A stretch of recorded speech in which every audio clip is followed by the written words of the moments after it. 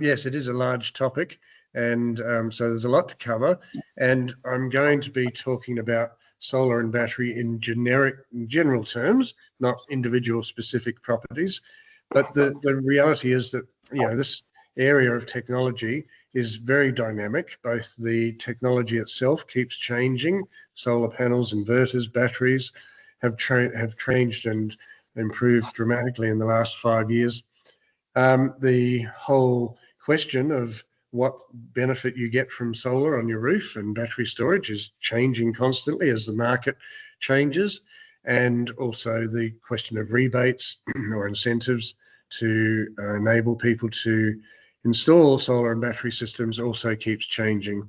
So yeah, there's a lot to cover, and we'll just wanted to quickly start with something briefly about the benefits of efficient all-electric homes, something very briefly about electricity bills and tariffs, because it's very important. If you're thinking about particularly adding battery storage, you need to know how you're using your electricity currently, what tariff you're on, whether it's peak and off-peak or a flat anytime rate, who your retailer is, and understand a bit about your electricity data. Then we'll also have a look at some of the common myths and traps around putting solar and battery storage at your property. Some of the details about current solar panel technology, different types of solar inverters, different types of battery storage, and how that can be installed on a new property or integrated into an existing solar array. And definitely talk about the various rebate schemes. And finally, just a very quick snapshot of what to think about in trying to determine if some combination of solar panels and battery storage is going to be appropriate for your property. In the space for the last 10 years, helping people understand the benefits of improving energy efficiency in their property, but also taking advantage of the new technologies that exist for heating, cooling, hot water, cooking, and moving into electric vehicles as well. And definitely trying to encourage more people, more consumers, to transition away from the gas grid. And that's a subject of a whole nother discussion. When we talk about electricity in particular, we often talk about things like kilowatts and kilowatt hours, and in the case of gas, megajoules. Just briefly, power is measured in watts, which is a measure of voltage times the current. And so kilowatts is 1,000 watts, obviously. And that's the rate of consumption of energy in an electric circuit. Energy is actually measured in kilowatt hours. So that's how many watts of power you will use in the space of 1 hour. So when you're talking about battery storage, that is measured in kilowatt hours, how many kilowatts of power you have to be able to supply in a 1 hour period, or how many kilowatts per hour. And in the case of gas, it's in megajoules.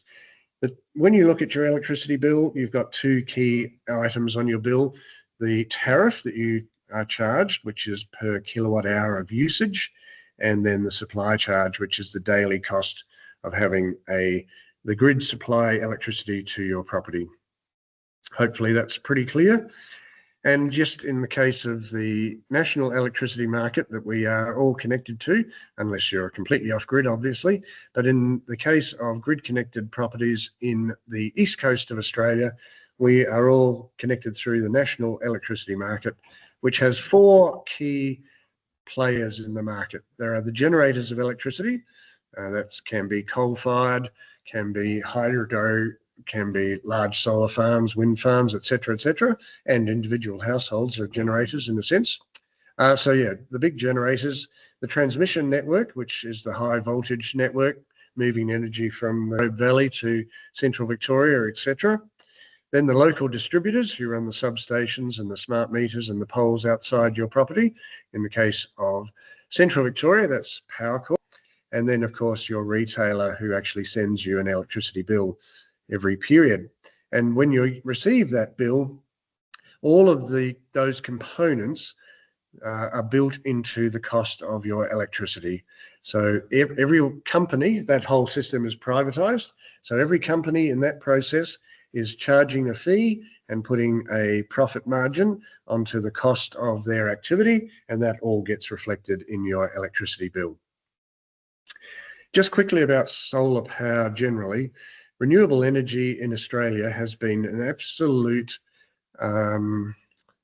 game changer, and has been, the uptake of solar panels in Australia has just been incredible in terms of our per capita use of rooftop solar.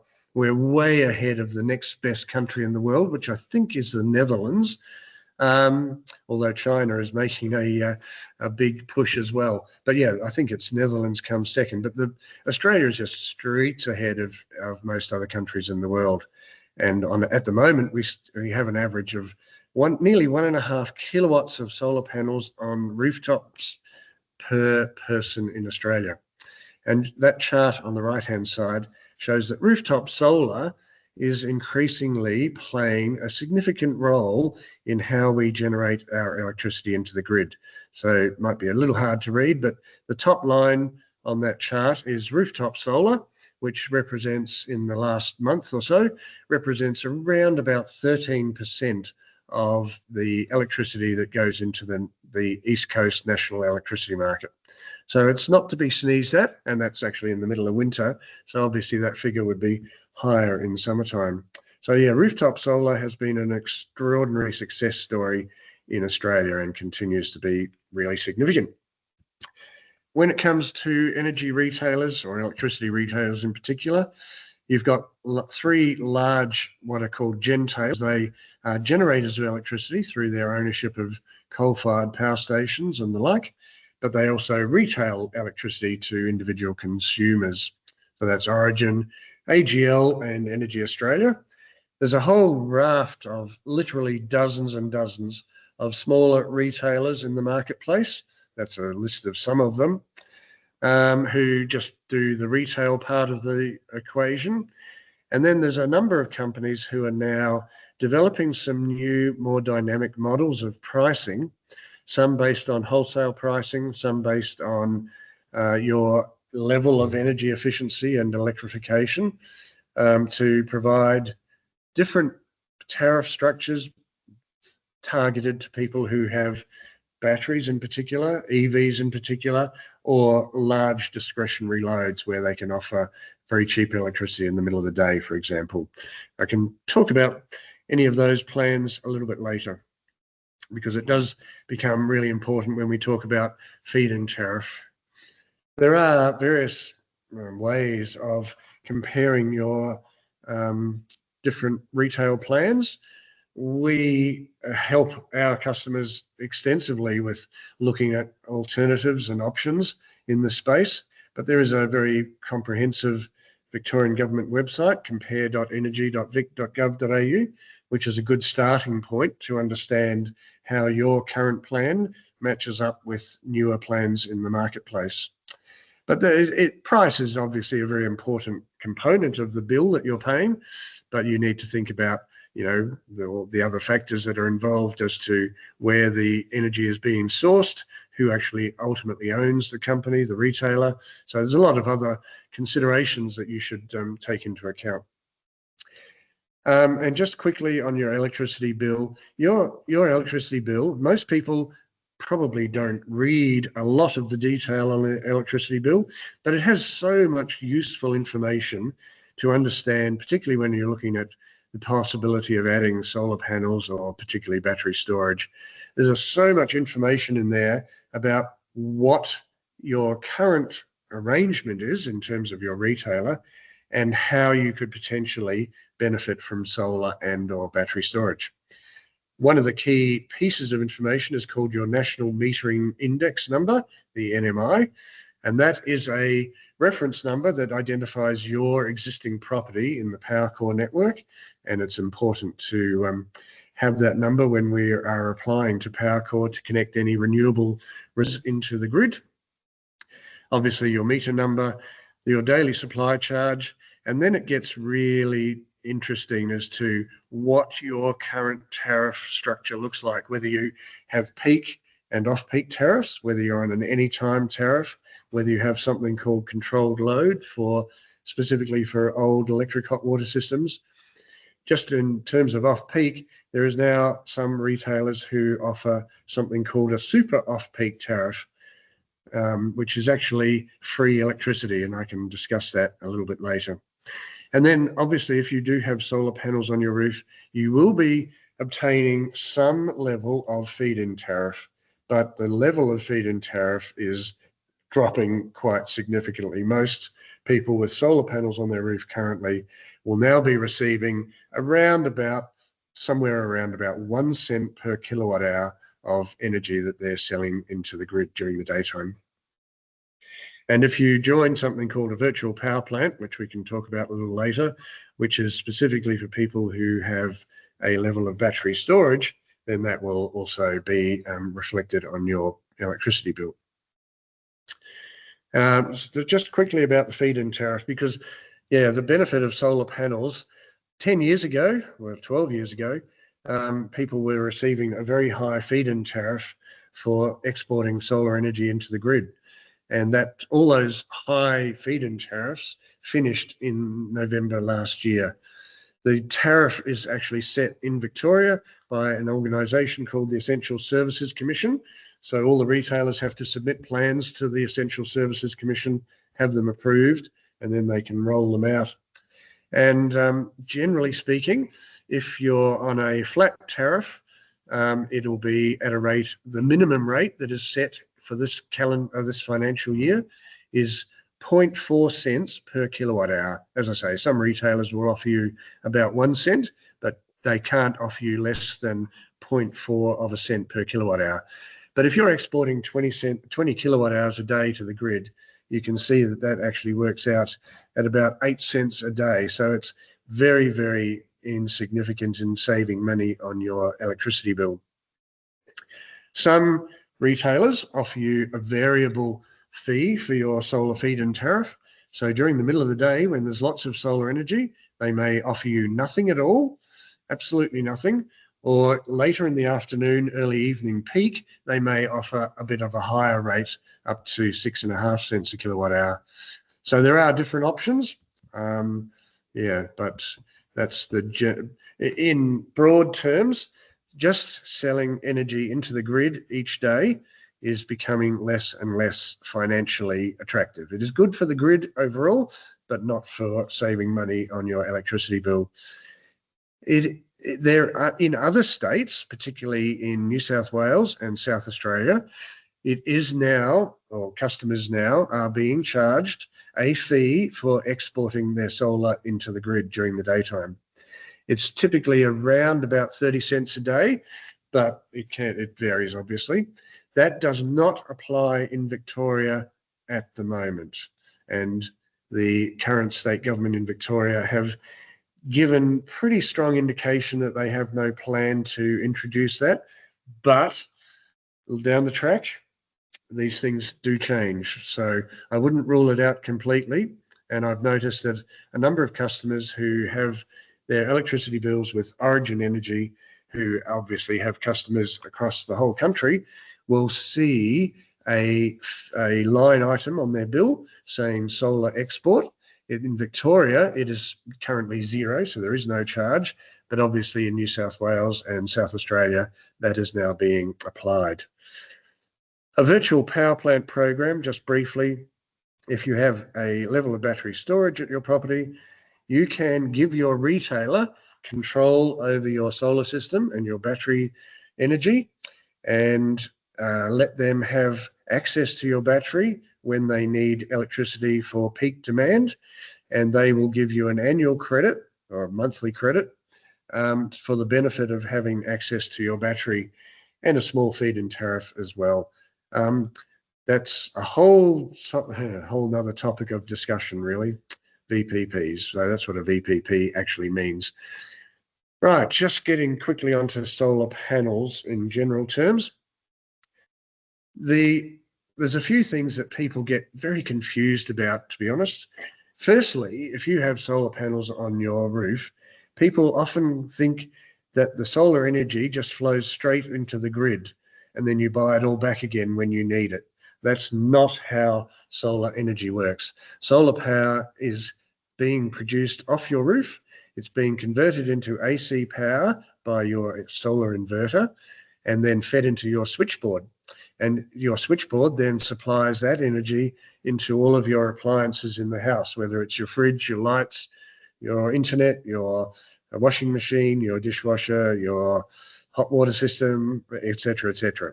So the energy off your roof, first and foremost, goes into the household supply. So you're basically saving the cost of importing energy from the grid when the sun is shining on your roof.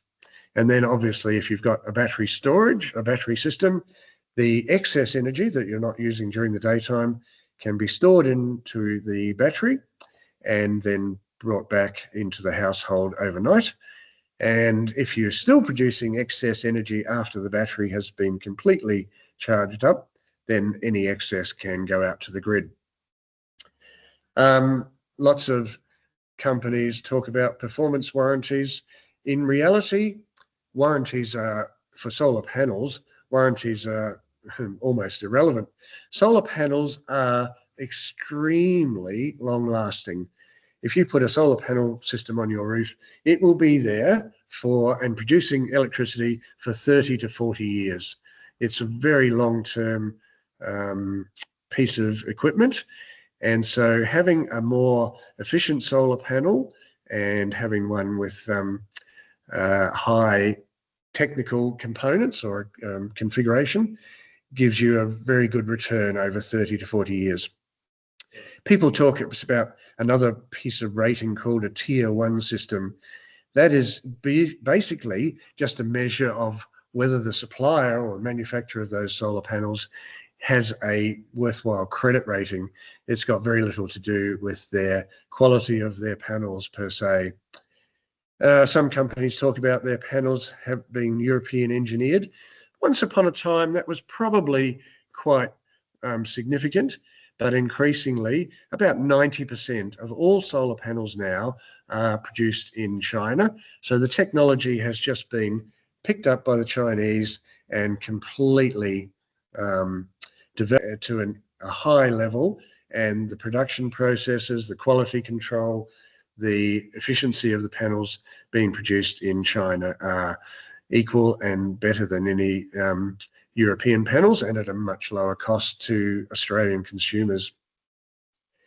It's very common for people to, when they receive a quote for solar panels, to get a quote for, typically, if you're on a single phase supply, people will often quote you what is called a 6.6 kilowatt solar system.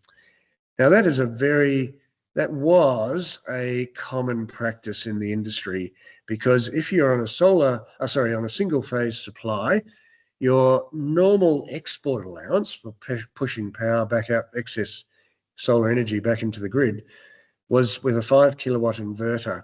And a 5 kilowatt inverter can manage up to 6.6 kilowatts of solar panels, because depending on the orientation of the panels, the angle of the panels, the time of the year, a 5 kilowatt inverter, a 6.6 kilowatts array of solar panels is never going to be producing exactly 6.6 kilowatts. So it just enables the inverter to keep working closer to its 5 kilowatt capacity.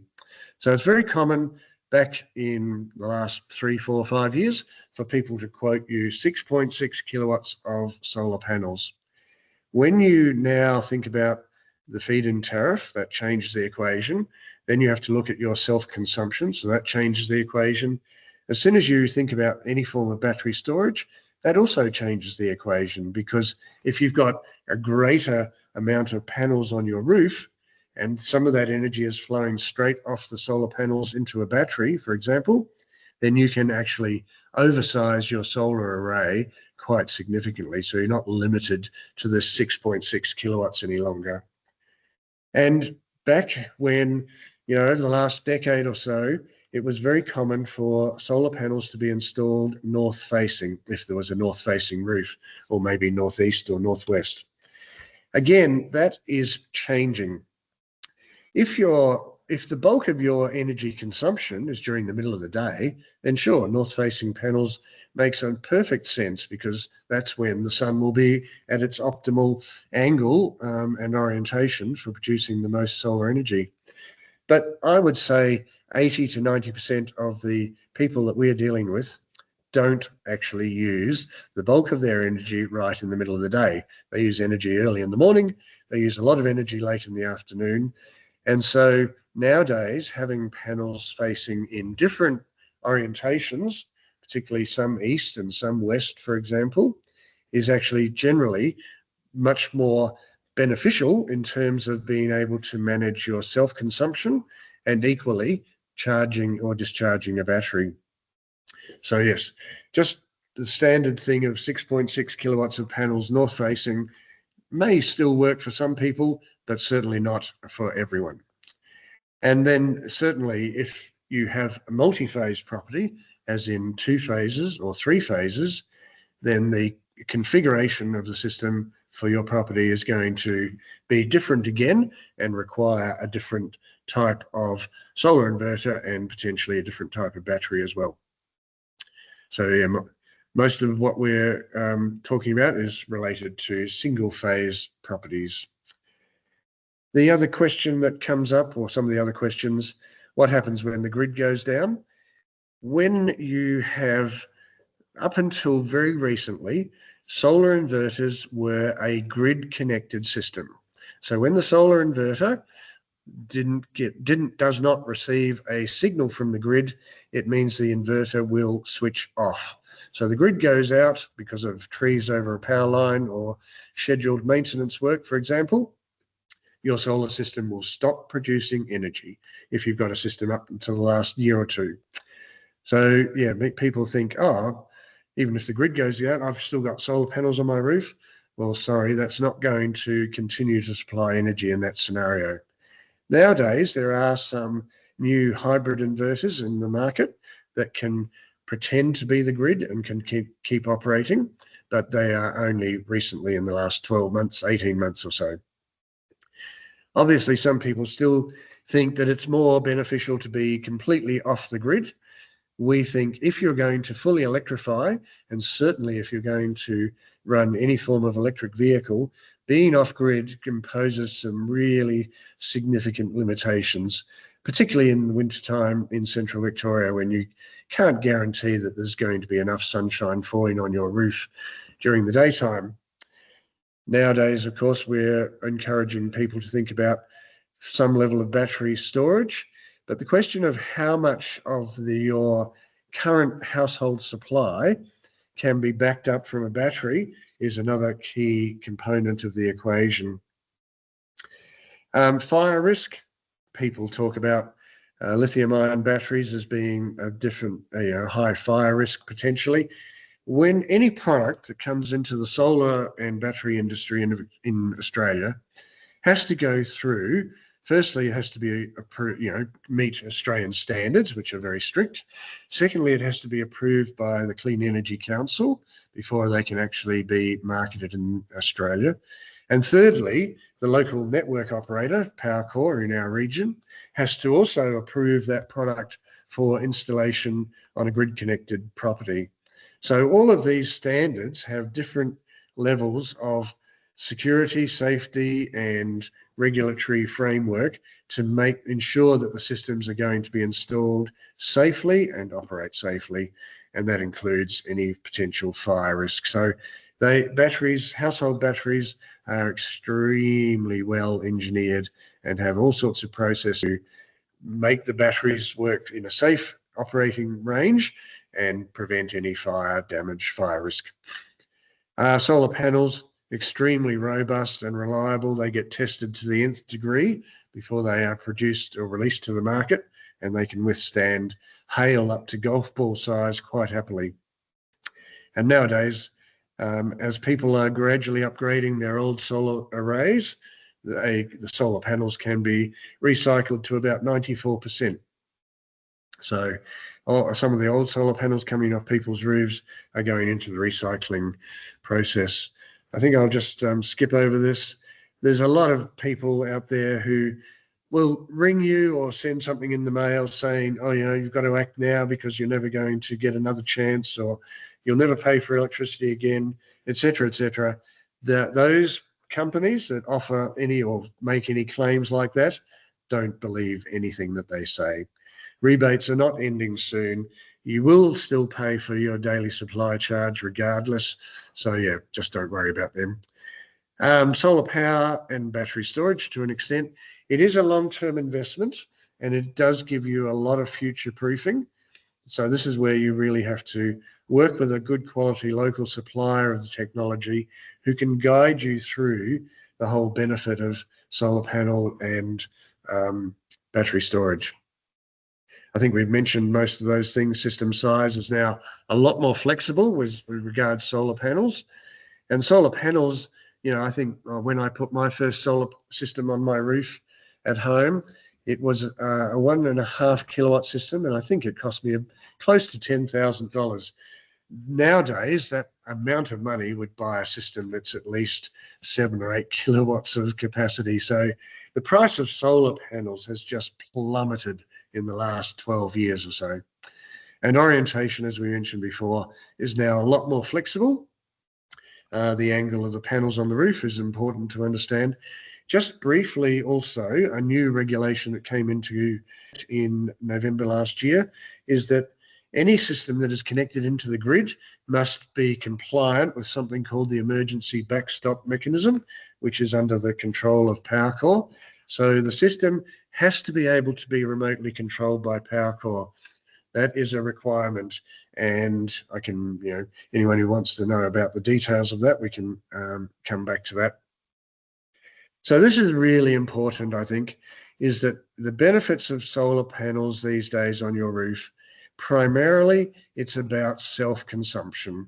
If you can't self-consume most of that solar energy during the daytime, then solar panels are probably not really for you, because you have to be the first and primary financial return on solar panels is to be able to use that energy on a sunny day when the sun is shining on your roof to run appliances and activities in the house. Yes, you can export most people will have an export allowance from PowerCore, so you can export up to 5 kilowatts per hour into the grid. But as we mentioned before, the feed-in tariff is becoming lower and lower and lower, so less economically beneficial. If you've got a lot of discretionary loads, and these can be things like washing machines, dishwashers that you can tell when to operate during the daytime, obviously bigger loads like swimming pool pumps or irrigation pumps, all those types of things where you can tell the system that you want it to run between the hours of 11 a.m. or 3 p.m. in the afternoon. Heat pumps for hot water are another great product to fit into that category. So they can then be allocated time to operate during the middle of the day when it's likely that you're generating most of your solar energy. And then obviously, as battery storage has become a topic of hot conversation, the question of storing the excess energy during the daytime to then run more appliances in the evening is becoming much more significant. But in central Victoria, we do have to accommodate the question of seasonal variation. So yes, you can have a massive solar system on your roof, you can have a large battery system, but it's highly likely that in the middle of summer, daylight saving period, November, December, January, February, your system will be producing way more energy than you can use during the day, than you can store in your battery, and that you can use overnight. So if you oversize the system to a huge extent, you're inevitably going to be producing, trying to produce more energy than what you can use yourself, store in your battery, or export to the grid. And in that case, the solar system on your roof will actually ramp right down to just meet the available load. So putting huge solar system on your roof in summertime is probably not particularly worthwhile. Sure, in wintertime, the non-daylight saving period of the year, when the weather conditions are not quite as amenable, more solar panels can help. But if it's a really grey, wet, windy or wet day and not much sunshine at all, even more solar panels is not going to help produce a lot more energy in that time of the year. And shading is important as well. Right, I'm just watching the time. So the general panels in the market these days, as I say, 90% of them come from China, although we actually use a product called Winneco, which comes from Taiwan. And most panels are now 440 or 450 watts. My first solar system at home was 170 watts. So yeah, the technology has just improved dramatically in the last decade. And most solar panel module efficiency is now around 22, 23%. So the efficiency of each solar cell is improving constantly. And nowadays, that panel on the left has what's called split cell technology.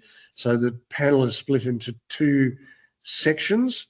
And so the solar cells on the top half of the panel can operate to a large extent independently of the panels, the cells on the bottom half of the panel, which helps a lot with shading conditions and various other components where there's impacts on part of the panel. And nowadays, a lot of panels are what are called bifacial. So if they're sitting up on an angle from your roof, they can actually capture the solar energy that is being reflected off your roof onto the back of the panel. So that can actually improve their efficiency as well. So yeah, all of these technologies just keep developing and improving. So every year, the panels get bigger, more efficient, and newer technology to improve their overall performance. When it comes to solar inverters, and as I mentioned, solar panels on your roof, they are going to be there for 30 to 40 years. So they just don't wear out. They just sit there all day long, converting sunlight into electrical energy and sending it back to your inverter. There's not really any moving parts in a solar panel. Inverters, on the other hand, definitely have a whole lot of electronic circuits and components that can wear out over time. And the most common types of solar inverters, anyone who's got current solar panels on their roof, probably 80% of the inverters are what are called string inverters. So if you've got a couple of strings or arrays of solar panels on your roof, they will be feeding into two trackers in your solar inverter and supplying DC power from the panels to the inverter, which then gets converted back to AC power to run into your household switchboard. For people who've got particular types of inverters, like the Solar Edge inverter up on the top right-hand side, they may have what are called DC optimizers. So on each individual panel, there'll be a little optimizer to try and improve the production of that panel relative to the other panels on the roof. And a more sophisticated version of that is called microinverters, where each panel has its own inverter. So it's converting DC power to AC power at each individual panel, and then sending all of that AC supply back into the household grid, household supply switchboard. And then, as I said, more recently, we now have a whole range of hybrid inverters that can do solar energy, and they can take DC power directly from the solar panels.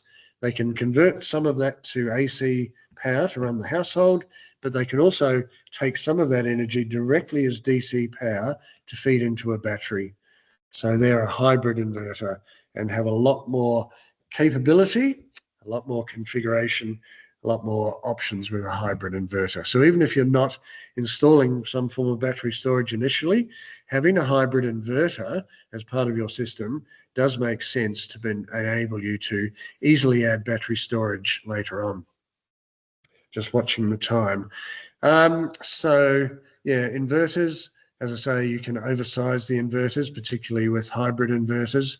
There are lots more scope to add bigger arrays to each size inverter. Clipping, basically that's, as I said before, if you are trying to produce more solar energy off your roof than can currently be required in the house, required by the battery, or allowed to export to the grid, the solar panels will be clipped. So the inverter will just say to the solar panels, just make just reduce the amount of energy that you're sending me. I have nowhere else to use that energy, so just scale down for a moment until another load comes into play. MPPTs, multi-power point trackers, they sit inside each inverter and can regulate the number of arrays that you've got on your roof. Excuse me. So then you get into the question of what can batteries be used for? The first and foremost requirement or benefit is obviously to store any excess solar that's not being used in the property. And before anything goes out to the grid for very low feed-in tariff, you store that energy into a battery, and then after the sun goes down in the afternoon or evening, you can then call on that energy from the battery to feed back into your household supply in the evening. If you're on a split tariff with peak and off-peak pricing, a battery can be really helpful because you're paying a peak price from 3 p.m. to 9 p.m. at night, most likely. Solar energy might keep going until 4:30, 5 o'clock in the afternoon, depending on which way your panels are facing. But after, say, 5 or 5:30 in the evening, you're going to be using energy in the house, and you're going to be paying a premium price, the peak price in the evening. Some people might be paying 40, 45 cents a kilowatt hour for peak power in the evening.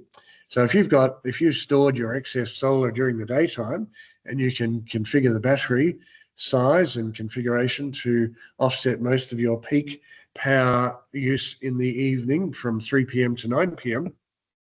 and avoid that high price, then that's a benefit. And after 9 o'clock at night, you will then be back to the off-peak tariff.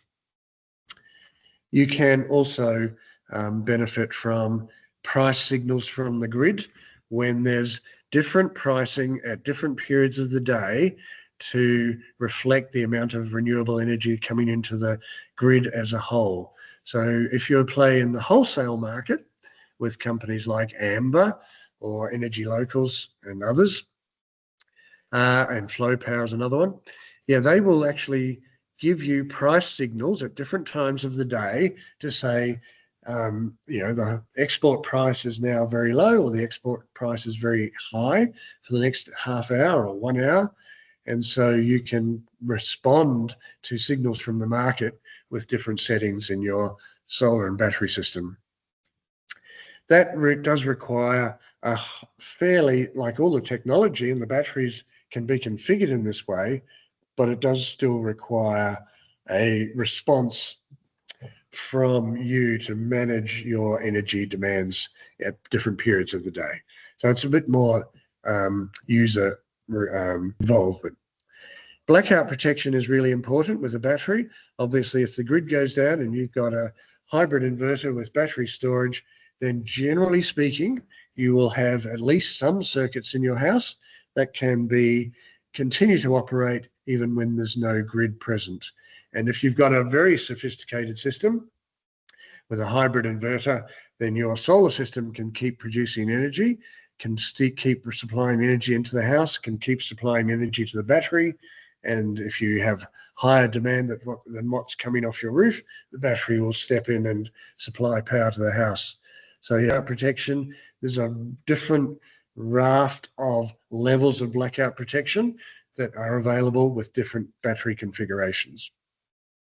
So these things all have to be managed and configured to suit each individual property and what appliances they're running. And as we mentioned, there's also the option with a battery. So under the new federal government Cheaper Home Batteries program, which is the latest federal government rebate, all of the batteries have to be compatible with joining a virtual power plant program. But that VPP is an opt-in process. No one is compelled to sign up to a VPP with your retailer. And I would say that the bulk of our customers want to have control over their battery to enable all of those other things to be prioritized or optimized without giving control of their battery to their electricity retailer. But for some people, a VPP can be beneficial. Just quickly on different types of batteries. Basically, we're looking at two different ways of configuring a battery for your property. There are DC coupled and AC coupled. So DC coupled means that the power is going through a hybrid inverter. It's being DC power coming from your solar panels can flow directly through that inverter into DC battery storage. So DC to DC. If you want to retrofit a battery to an existing solar inverter, then you'll be looking at an AC coupled system, unless you upgrade your inverter, of course. So that means that all the energy coming off your roof is being converted to AC power, supplied to the house, and any excess is then reconverted back into DC power by the inverter to charge your battery.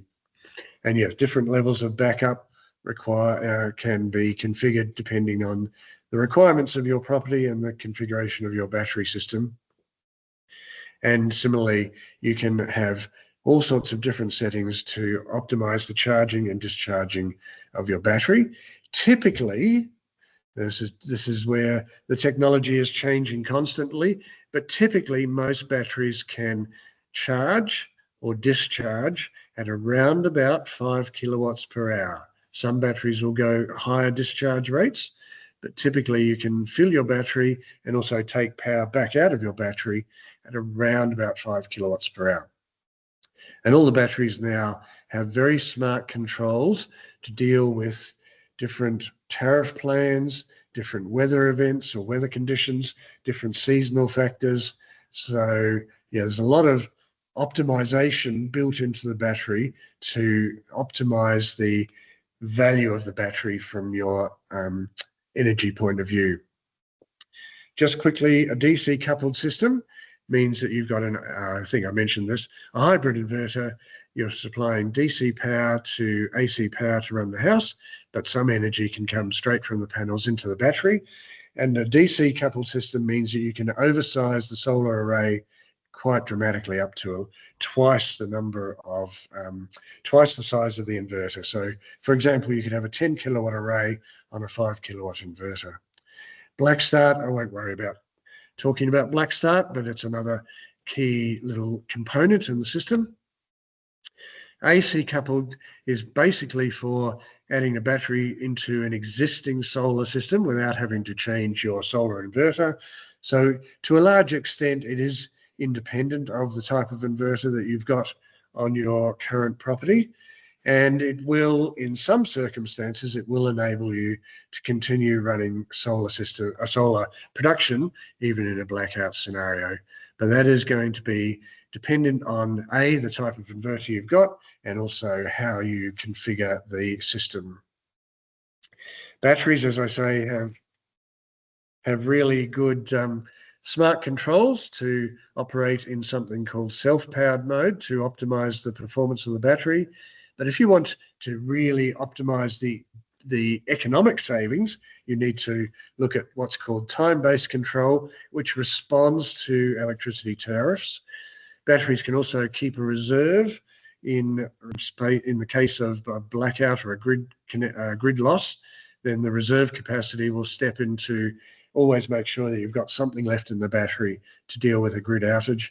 And yeah, they can deal with or predict storm events and top themselves up, etc., etc. Batteries have long warranties, 10 years, to run at least 7,000 cycles, which is a charge and one discharge cycle each day. Very safe. Batteries can be wall or ground mounted, and there are certain conditions about that. They have to be at a safe distance from doors, windows, and any gas appliances. They have to use a fireproof cladding on the wall of your house. So if you've got a timber-clad house, you'll have to have some level of fireproof material like sheet behind the battery. There are new requirements in Victoria that any batteries that have been installed and any backup circuits have to meet new standards. How the batteries can deal with subboards is another question. Won't worry about that. Virtual power plant, I think we've covered that. So yep, any questions, I can deal with that. Jerry, very quickly on rebates. So there are still quite attractive rebates on solar panels. They come from the federal government. They're called STs, and they're all based on the number of watts per panel that you're putting on your roof. They do drop on the 1st of January each year by around 6%, and by 2032 they will have run out completely. So we've still got about another 7 years worth of STC rebates.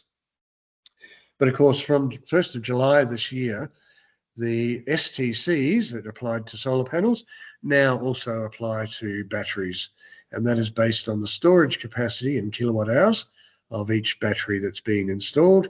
It's only a 5-year program, so that runs until 2030.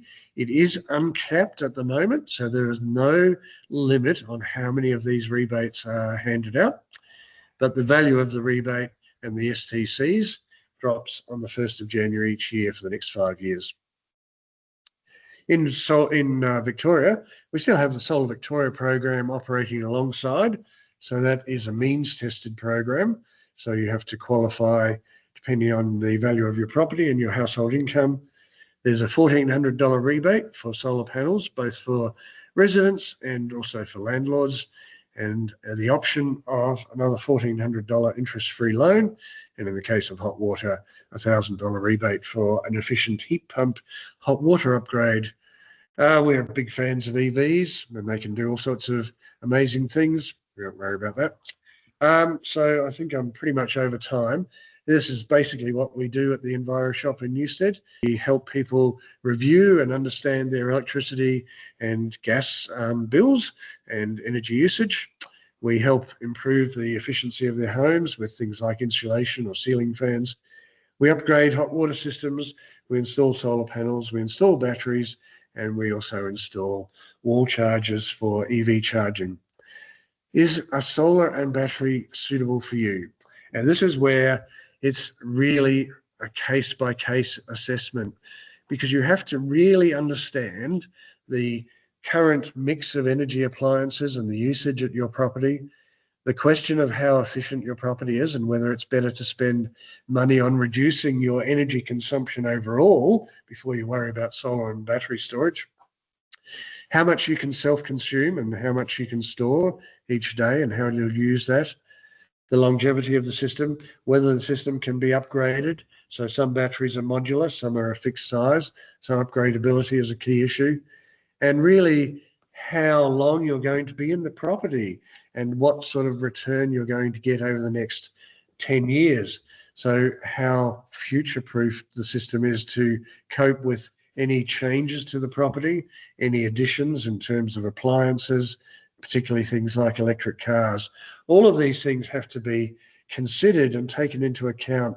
So just saying that an 8 kilowatt solar system with 15 kilowatt hours of battery storage is the best system for everyone is definitely not the case. It's house by house. Yeah. Okay, look, thanks very much for your attention, and yeah, happy to answer any questions that have arisen.